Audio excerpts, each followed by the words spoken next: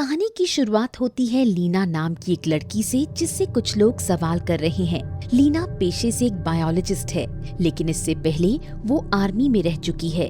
फिर कहानी फ्लैशबैक में जाती है, जिसमें दिखाया जाता है कि एक मिटियोर धरती पर एक लाइट हाउस से टकराता है, जिसके बाद वहाँ एक अजीब सा जोन बन जाता है, जिसको शिमर कहा गया है। यहाँ शिमर एक प्रिज्म की तरह एक्ट कर रहा है, जो न ही सिर्फ वेव्स और साउंड को रिफ्रैक्ट करता है, बल्कि डीएनए को भी रिफ्रैक्ट कर रहा है। और रिफ्रैक्शन की वजह से ही शिमर हमें रंग बिरंगा दिखाई देता है। और उस एरिया को नाम दिया गया है एरिया एक्स, जो फैलता जा रहा है। लीना का पति केन आर्मी में था, जो एक मिशन पर गया हुआ था, पर काफी अरसे से नहीं लौटा है। लीना केन के लौटने की उम्मीद छोड़ चुकी होती है और बहुत डिप्रेस्ड रहती है। लेकिन एक दिन अचानक केन घर आ जाता है, जिसे देख लीना भी हैरान हो जाती है।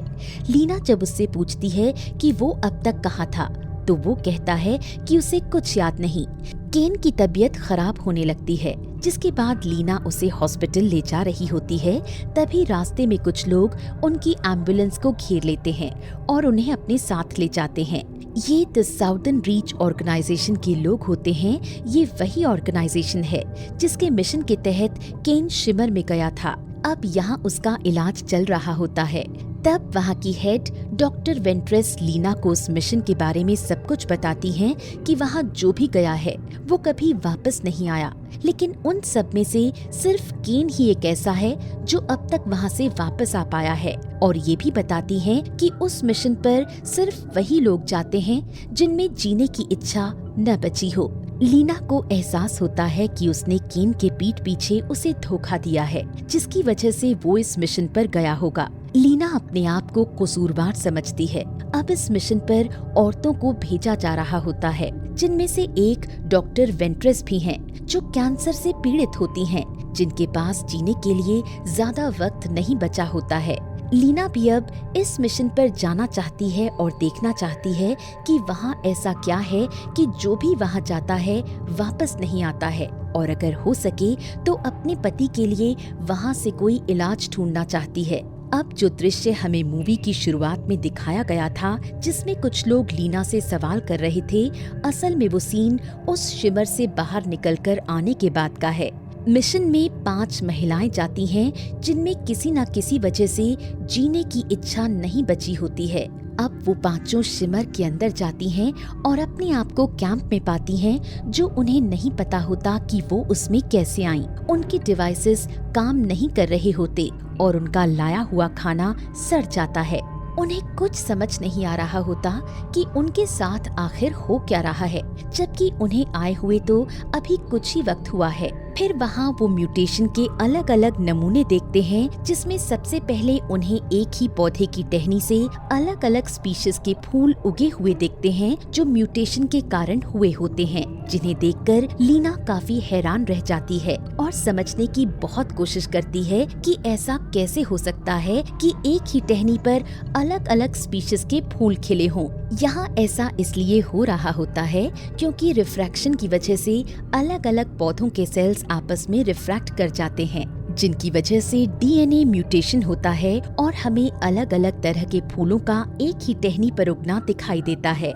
जब लीना ये समझने की कोशिश कर रही होती है कि अलग अलग फूल एक टहनी पर कैसे उगाए, तभी वहाँ एक मगरमच्छ उन पर हमला कर देता है, जिसे लीना गन से मार देती है। और बाद में नोट करने पर पता चलता है कि उसके दांत शार्क के दांतों जैसे हैं, जो उसके शार्क के डीएनए के साथ रिफ्रैक्ट करने पर ऐसे हो गए हैं। वहीं एक जगह वो देखते हैं कि एक हिरण के सींग पर पेड़, पत्ते और पौधे उगे होते हैं और उसका एक रेप्लिका भी उस हिरण के साथ दिखाई देता है। और एक जगह पर दिखाया जाता है कि पेड़ इंसान की शेप में ढल चुके होते हैं। ये सब सेल्स के आपस में रिफ्रैक्ट होने से और डीएनए के म्यूटेट होने से ऐसे हुए हैं। उसके बाद सभी लाइट हाउस की ओर बढ़ते हैं और वहाँ एक जगह वो एक वीडियो देखते हैं, जिसमें उन्हें केन दिखाई देता है, जहाँ वो अपने एक साथी का पेट काट रहा होता है, जिसके पेट में आंतें घूमती हुई दिखाई देती हैं। वो सब ये वीडियो देखकर बहुत डर जाती हैं। फिर वहाँ उनकी एक साथी कैस को एक भालू मार देता है। इसके बाद एक घर दिखाई देता है और सब घर की ओर बढ़ रही होती हैं। ये घर हमें लीना के घर के जैसा दिखाई देता है, जो कि ऑडियंस के पर्सपेक्टिव से लीना के घर जैसा दिखाया जाता है, पर शायद हर किसी को वो अपने घर जैसा ही दिखता है।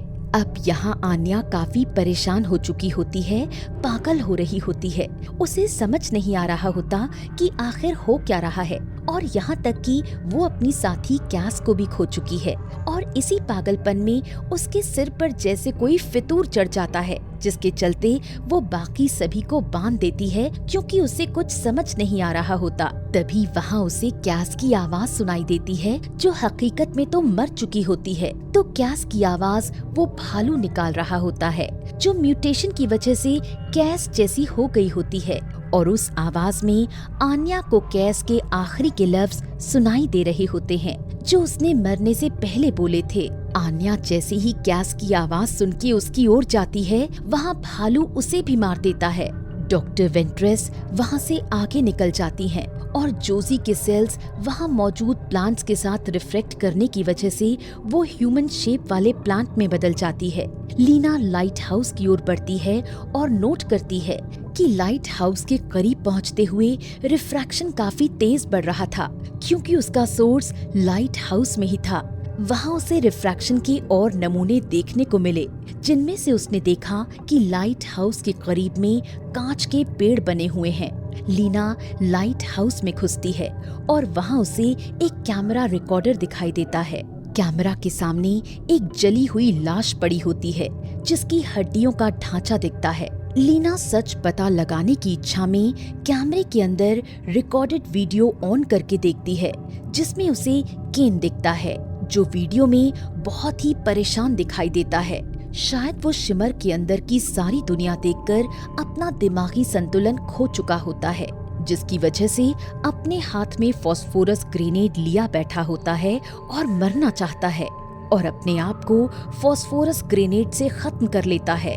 और फिर दिखता है कि केन के मरने के बाद उसका रेप्लिका निकलता है, जिससे साफ जाहिर होता है कि हॉस्पिटल में जिसका इलाज चल रहा है वो असल में केन है ही नहीं, बल्कि उसका रेप्लिका है।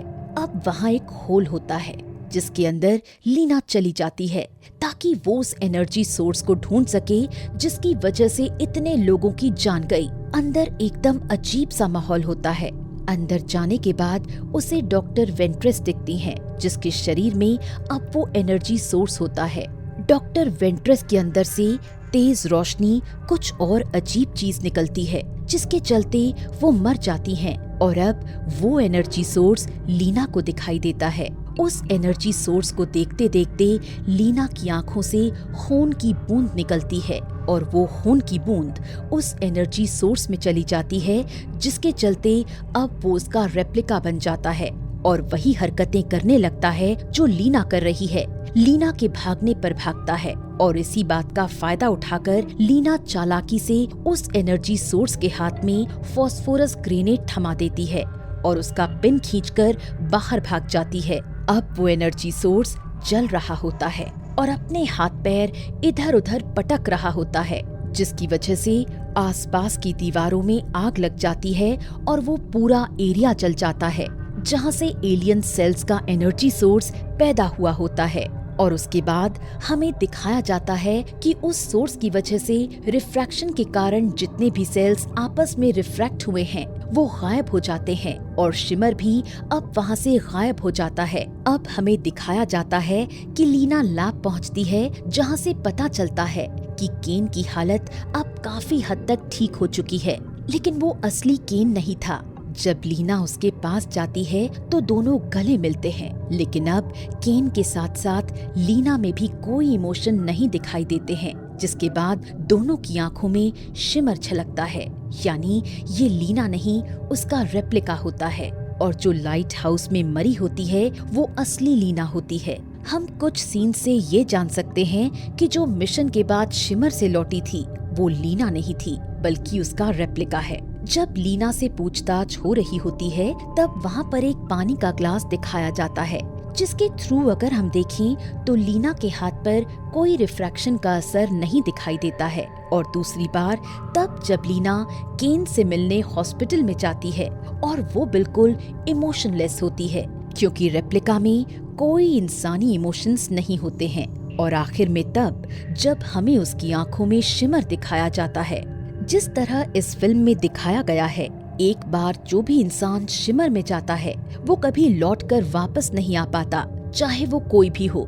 जैसे आखिर में असल लीना भी शिमर से लौटकर वापस नहीं आ पाई, उसी तरह जब कैंसर एक बार बॉडी को जकड़ लेता है तब उससे निजात पाना बहुत मुश्किल हो जाता है।